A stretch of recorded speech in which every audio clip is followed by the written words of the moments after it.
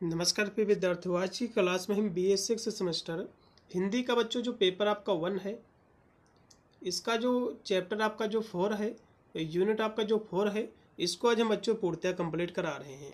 इससे बनने वाले जो भी समस्त आपके लिखित वाले क्वेश्चन हैं उनको हम देखेंगे।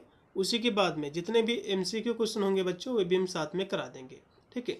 और इसकी मैंने प्लेलिस्ट ऑलरेडी जो कि बना दी है और सभी वीडियो उसी में ऐड करते जा रहा हूँ। यदि आप मेरा वीडियो देर से देख रहे हैं तो आपको वीडियो के डिस्क्रिप्शन में प्लेलिस्ट का आपको लिंक मिलेगा। आप जाकर के इसकी सारी जो है चैप्टर्स क्लासेस देख सकते हैं, मॉडल पेपर भी देख सकते हैं। लिखित और MCQ हम दोनों मॉडल पेपर जो है कराए हैं, ठीक है। इसका सेकंड पेपर भी बच्चों हमारी क्लासें कंप्लीट हैं, उसकी भी क्लासें जाकर के जो है सभी लोग देख सकते हैं। तो आज की क्लास में बच्चों इसका जो 4 जो चैप्टर है, यूनिट आपका जो 4 है, इसमें आपको पढ़ना है कि हिंदी शब्द संपदा और उसके मूल स्रोत आपको पढ़ना है, जिसमें से आपको पढ़ना कि हिंदी ध्वनियों का वर्गीकरण क्या है, इसका आधार क्या है, यह सब चीज़ें आपको पढ़ना है। पेपर बच्चों आपका जो 1 है हिंदी का, पेपर का आपका नेम मिला लीजिए भाषा विज्ञान, हिंदी भाषा तथा देवनागरी लिपि, जो कि पेपर का आपका नाम है। यूपी का जितने भी विश्वविद्यालय हैं यूपी के सभी का सिलेबस बच्चों सेम ही है, यही आपको पढ़ना है। उसी के अकॉर्डिंग जो सारी की सारी क्लासें हम कराते हैं। तो सबसे पहले बच्चों इससे बनने वाले जो भी समस्त आपके MCQ क्वेश्चन है उनको देख लीजिए। तो ध्वनि क्या है बच्चों, सबसे पहले इसको समझ लीजिए। तो हिंदी भाषा में ध्वनि भाषा की सबसे छोटी इकाई है। जब हम किसी वर्ड का उच्चारण करते हैं तो जो भी सुनाई देता है वो क्या है बच्चों, ध्वनि है, ठीक है। मतलब जो है ध्वनि क्या है, ध्वनि बच्चों जो है भाषा, हिंदी भाषा में ध्वनि जो है भाषा जो है सबसे छोटी इकाई है। और जब हम किसी भी चीज़ का उच्चारण करते हैं या फिर जो भी हमको चीज़ सुनाई देती है वो सब क्या है, वो सब ध्वनि है। और जब उसे जो है लिखा जाता है तो वह क्या कहलाता है बच्चों, वर्ड कहलाता है, ठीक है। तो वह वर्ड कहलाता है। और भी यहाँ से बच्चों है, अब यहाँ से हिंदी ध्वनियों को मुख्य 2 भागों में इसको बच्चों बांटा गया है। पहला है स्वर, दूसरा है व्यंजन, ठीक है। तो स्वर ध्वनियाँ क्या है बच्चों, वे ध्वनियाँ हैं जिनका उच्चारण जो है स्वतंत्र रूप में किया जाता है। मतलब जो है स्वर ध्वनियाँ वे ध्वनियाँ हैं जिसका हम उच्चारण बच्चों स्वतंत्र रूप में करते हैं, उसी को हम स्वर ध्वनियाँ कहते हैं। यानी हम ऐसे भी कह सकते हैं कि इनका उच्चारण बच्चों है बिना हम जो कि मुंह में जो है वायु लिए बिना अभी किसी बाधा के हम आसानी से इनको जो है कह सकते हैं, ठीक है। मुंह से जो है बाहर हम इनके जो उच्चारण को हम निकाल सकते हैं। जैसे कि अब यहाँ से जो आपकी ध्वनियाँ हैं स्वर की, तो इसको जो है बच्चों बांटा गया है 3 भागों में। पहला है क्योंकि हास्य स्वर, इसमें आपके आ ई उ आपका ऋण आएगा। फिर इसमें है दीर्घ स्वर जो कि स्वर है, इसमें आपके देख लीजिए बड़ा से लेकर के आपका जो है ओ औ तक है। उसके बाद है अयोगवाह, जिसमें आपको अन जो है आपका अनुस्वर है और आह आपका जो है विसर्ग है। तो इस तरह से इसको बांटा गया है। अब यहाँ से बच्चों व्यंजन कौन कौन से हैं इसको समझ लीजिए। सबसे पहले व्यंजन की परिभाषा क्या है। तो व्यंजन बच्चों जो है, जो कि अभी मैंने आपको स्वर बताया है, स्वर वे है जो स्वतंत्र होते हैं, जिसको आसानी से कहा जा सकता है, ठीक है। लेकिन ध्वनियों का उच्चारण स्वतंत्र रूप से नहीं होता है इसमें। मतलब व्यंजन में बच्चों जो ध्वनि का जो उच्चारण होता है स्वतंत्र रूप से नहीं होता है, जबकि स्वर में होता है। और इन्हें जो है बोलने के लिए स्वरों की सहायता लेनी पड़ती है। मतलब जो है स्वर बच्चों जो होते हैं इनको हम बिना जो है व्यंजन की सहायता से हम उनको बोल सकते हैं, वही जो है इनसे स्वतंत्र रहते हैं। लेकिन हम व्यंजन को बिना स्वर के माध्यम से या फिर बिना हम स्वर का सहारा लिए इनको नहीं बोल सकते हैं, इसी को हम व्यंजन कहते हैं। सिंपल सी परिभाषा है। इन्हें जो है उच्चारण स्थान के आधार पर वर्गीकृत जो है किया गया है। जैसे कि अब आपके व्यंजन कौन कौन से, जैसे कि का वर्ग के व्यंजन, जैसे कि का खा गा घा, जो कि गले के माध्यम से बोले जाते हैं। फिर आपका चा वर्ग के हैं, ठीक है, चा छा जैसे कि तालु से बोले जाते हैं। फिर आपके जो कि टा वर्ग के हैं, जो कि मुंह से बोले जाते हैं, मुंह की छत के अगले भाग से। उसके बाद आपका ता वर्ग से जो कि दांत से बोले जाते हैं, ठीक है, ता था ता धा। उसके बाद आपका है पा वर्ग के हैं, जो कि होठों से बोले जाते हैं, पा फा पा भा मा, ठीक है। और यहाँ से अंतस्थ व्यंजन भी हैं, जैसे कि या रा ला वा। उसके बाद आपका ऊष्म जो कि व्यंजन है। तो इन सभी के जो भी ऊष्म आपके व्यंजन हैं, चाहे अंतस्थ व्यंजन हो या फिर पा वर्ग के व्यंजन हो, तो इस तरह से इससे MCQ क्वेश्चन भी आपके बनेंगे। तो ऊष्म व्यंजन आपके कौन कौन से हैं, ये आपके सा वाले हो जाएंगे ह तक। ठीक है, इतनी ही। अब यहाँ से हम एक आपको जो कि एक फिगर के माध्यम से थोड़ा सा आपको बताएंगे, क्योंकि इसी से आपके एमसीक्यू क्वेश्चन आपके बनेंगे। जैसे कि आपका जो वर्णमाला है, ठीक है, तो इसको बच्चों जो है स्वर और व्यंजन इसमें होते हैं। टोटल आपके बच्चों जो अक्षर होते हैं 52 होते हैं, जो कि हिंदी वर्णमाला में, ठीक है। इनकी संख्या बच्चों कितनी होती है, तो कहोगे हिंदी वर्णमाला में बच्चों जो संख्या इसकी होती है 52 होती है। अब इसमें कितने स्वर होते हैं, कितने व्यंजन होते हैं, ठीक है। तो यहाँ से स्वर की हम बात करें बच्चों, तो स्वर को जो है 2 भागों में बांटा गया है। एक आपके हास्य स्वर, दूसरा है दीर्घ स्वर। हास्य स्वर आपके बच्चों 4 होते हैं, दीर्घ स्वर आपके 7 होते हैं। तो ये कितने हो जाएंगे बच्चों, टोटल आपके 11 हो जाएंगे। तो स्वरों की संख्या बच्चों हिंदी वर्णमाला में 11 होते हैं स्वर। व्यंजन के हम वही बच्चों बात करें तो व्यंजन को जो 5 भागों में बांटा गया है। एक है स्पर्श, दूसरा तटस्थ, ऊष्म, आगत और संयुक्त। तो इसमें जो हम सभी की संख्या को हम देखें, ठीक है, तो इसमें इसकी संख्या बच्चों कितनी है, तो इसकी संख्या बच्चों 41 ये आपके व्यंजन हो जाएंगे, और 11 ये मिलकर के आपके टोटल आपके कितने हो जाएंगे, कहोगे 52 हो जाएंगे, ठीक है। तो इस तरह से एग्जाम में क्वेश्चन जो है बनेंगे इसी से संबंधित। अब यहाँ से इससे बनने वाले जो भी समस्त बच्चों एमसीक्यू क्वेश्चन है उनको भी देख लीजिए, क्योंकि कानपुर विश्वविद्यालय, आगरा विश्वविद्यालय और भी एमजे पीआरयू, यूझा से और भी बहुत सारे विश्वविद्यालयों की एमसीक्यू का पेपर कराती हैं। तो पहला इसका क्वेश्चन बच्चों देखिएगा कि जिन ध्वनियों का उच्चारण बिना किसी अन्य ध्वनि की सहायता से होता है बच्चों, उसको हम स्वर कहते हैं। मतलब स्वर में कोई भी जो है अन्य जो है ध्वनि की आवश्यकता नहीं होती है, हम स्वर को आसानी से कह सकते हैं बिना किसी की सहायता लिए हुए, उसको हम स्वर कहते हैं। जिसमें हमको सहायता लेनी पड़ती है जो कि स्वरों की, उसको बच्चों व्यंजन कहते हैं। अगला देखिएगा जो कि 2 नंबर क्वेश्चन है कि हिंदी वर्णमाला के वर्णों को कितने वर्गों में बांटा गया बच्चों, तो 2 जो है भागों में इसको बांटा गया है। एक आपके स्वर, दूसरा आपका व्यंजन। एक स्वर, दूसरा आपका व्यंजन। अगला देखिएगा 3 नंबर क्वेश्चन है हिंदी के वर्णों को बच्चों क्या कहते हैं, उसको अक्षर कहा जाता है। इसमें का तीसरा ऑप्शन बच्चों पूर्णतः आपका राइट है। उसके बाद 4 नंबर क्वेश्चन है कि अंतस्थ वर्ण नहीं है। अभी मैंने आपको बताया था, जो अभी मेरे को फिगर जो मैंने आपको दिखाया था कि अंतस्थ वर्ग कौन कौन से हैं बच्चों, तो अंतस्थ जो वर्ग हैं आपके 4 आपके इसमें जो है वर्ण आपके आते हैं, 4 आपके अक्षर हैं।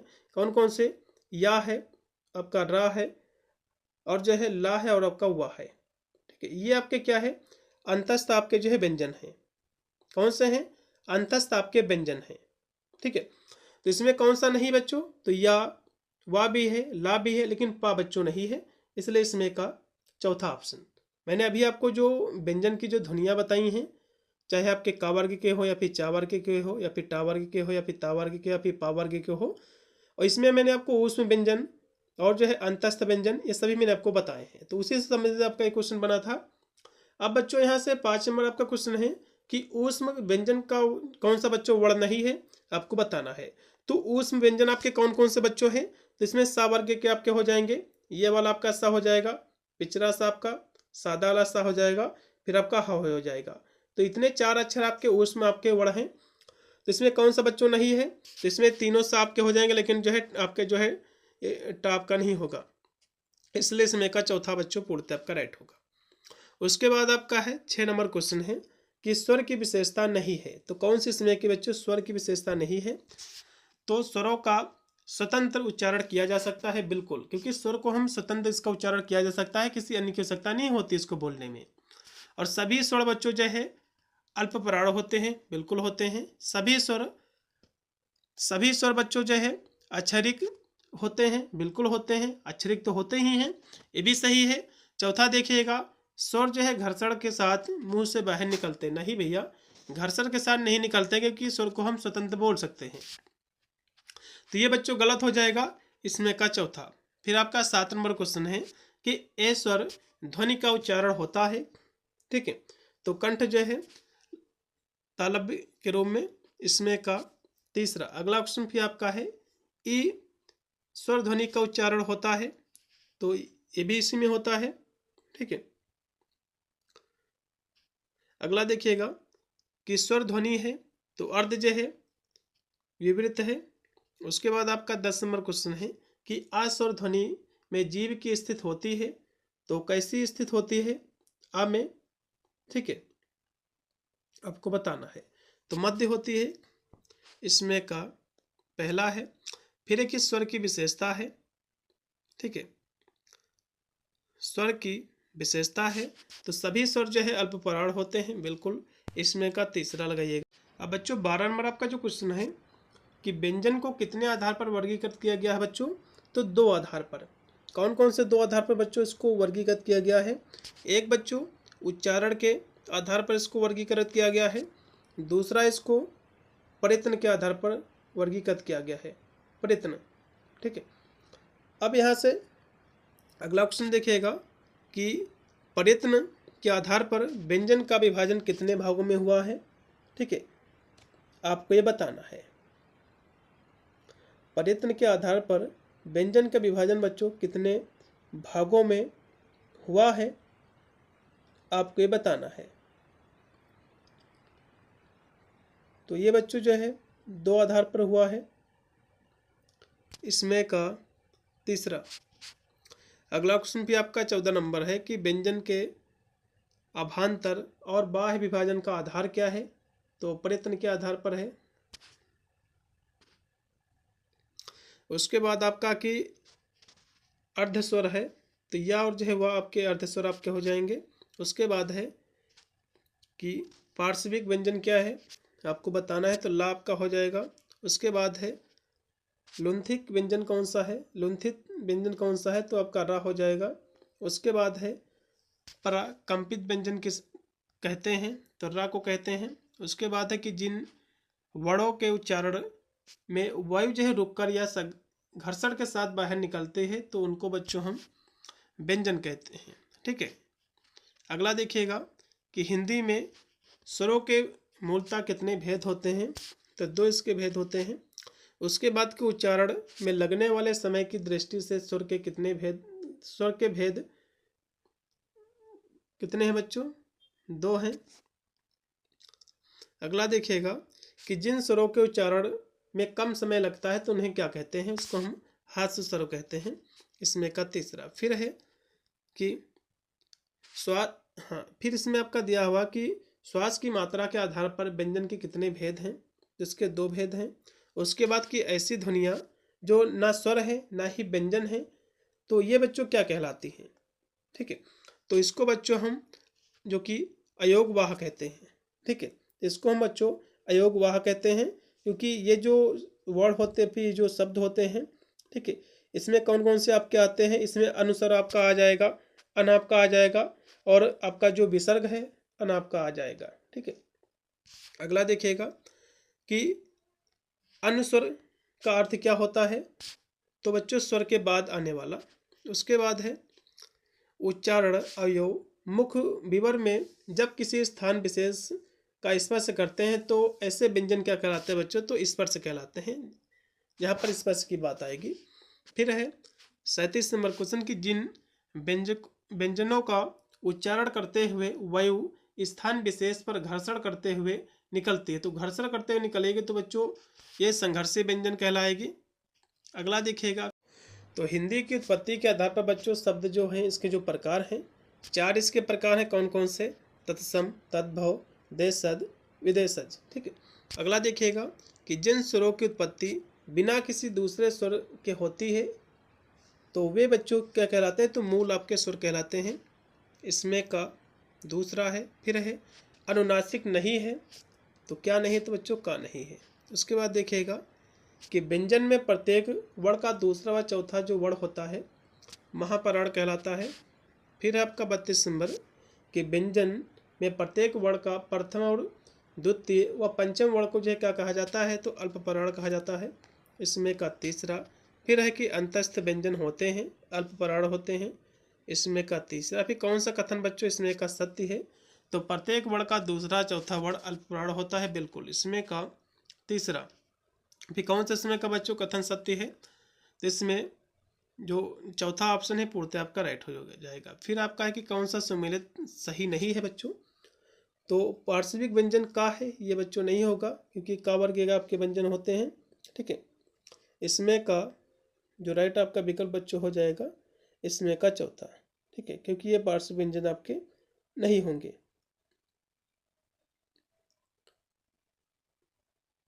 ठीक है, क्योंकि पार्श्विक व्यंजन जो है बच्चों, इन ध्वनियों का उच्चारण जो है करते समय जीभ का जो कि अगला भाग जो है मसूड़ों को जो है छूता है। जैसे कि ला आपके जो कि पार्श्विक ध्वनि है, ला आपका अक्षर जो है पार्श्विक आपकी ध्वनि होगा, यह का अक्षर आपका नहीं है। चलिए अगला देखिएगा, कौन सा सुमेलित है बच्चों आपको बताना है। तो स्पर्श व्यंजन का है, बिल्कुल स्पर्श व्यंजन तो है ही का। अगला देखिएगा कि निम्न में से कौन सा जो है गलत मेल है। तो रा जो है अर्धस्वर है, नहीं भैया ये अर्धस्वर नहीं है। रा जो है ये अर्धस्वर आपका नहीं है। अगला देखिएगा, अगला भी आपका है कि तालव्य व्यंजन नहीं है, तो हा आपका नहीं है व्यंजन। फिर है कि कंठ व्यंजन कौन सा नहीं है, तो इसमें बच्चों जो है यह आपका कंठ व्यंजन आपका नहीं होगा, इसमें का चौथा। फिर है कि कौन सा सुमेलित नहीं है, तो इसमें कौन सा सुमेलित नहीं है आपको ये बताना, तो इसमें चौथा लगाइएगा। फिर है कि कौन सा सुमेलित नहीं है, इसमें काफी महापराड़ जो है काव जो है गा है। तो महापराड़ जो बच्चों शब्द होते हैं, ठीक है, ये का गा के अंतर्गत आते हैं या फिर नहीं आते हैं, ये क्वेश्चन एग्जाम में पूछ रहा है। तो इसमें का जो है का गा जो है इसके अंतर्गत नहीं आते हैं बच्चों, महापराड़ के अंतर्गत। अगला देखिएगा कि हिंदी भाषा में शब्द का निर्माण इनमें से किसके द्वारा नहीं होता है। तो मुहावरों के द्वारा शब्द का निर्माण नहीं होता और सभी के द्वारा। उसके बाद है 44 नंबर क्वेश्चन की भाषाविदों का उनकी रचनाओं के साथ में किसका सुमेल नहीं है, आपको बताना है। तो कमता प्रसाद गुरु जो कि हिंदी व्याकरण के जो कि रचनाओं के लिए जाने जाते हैं। फिर है किशोरी दास वाजपेयी हिंदी शब्द अनुशासन। उदय नारायण तिवारी हिंदी भाषा उद्भव विकास के लिए जाने जाते हैं। भोलानाथ तिवारी भाषा और समाज के लिए, ये बच्चों गलत है। अगला देखिएगा कि वाक्य के उपयोग के आधार पर शब्द के कितने भेद हैं बच्चों, तो 8 इसके भेद हैं। उसके बाद कौन सा कथन इसमें का बच्चों गलत है, तो हिंदी वर्णों को शब्द कहते हैं, ये गलत है। फिर है कि विसर्ग का प्रयोग होता है तो तत्सम शब्दों में। उसके बाद है कि आगत वर्ग है, तो आगत वर्ग आपका फा हो जाएगा। उसके बाद आपका है 49 नंबर कि ऊष्म व्यंजन में शामिल नहीं है। तो ऊष्म व्यंजन मैंने अभी आपको बताया था कि कौन से आपके ऊष्म आपके व्यंजन होते हैं, ये सभी जो कि मैंने आपको अभी कराए। तो इसमें से जो है कोई भी जो है जो कि मैंने पहले बताया था कि ऊष्म व्यंजन पूछ सकता है, इन व्यंजनों में से कोई ना कोई जो है पूछा जा सकता है। आपके जितने भी आपके व्यंजन आपके थे, तो ऊस में आपके सा वाले सारे व्यंजन होते हैं, सभी सा और हा, इसमें पा आपका नहीं होगा। फिर कि द्विगुण व्यंजन है, तो आपका इसमें पहला हो जाएगा।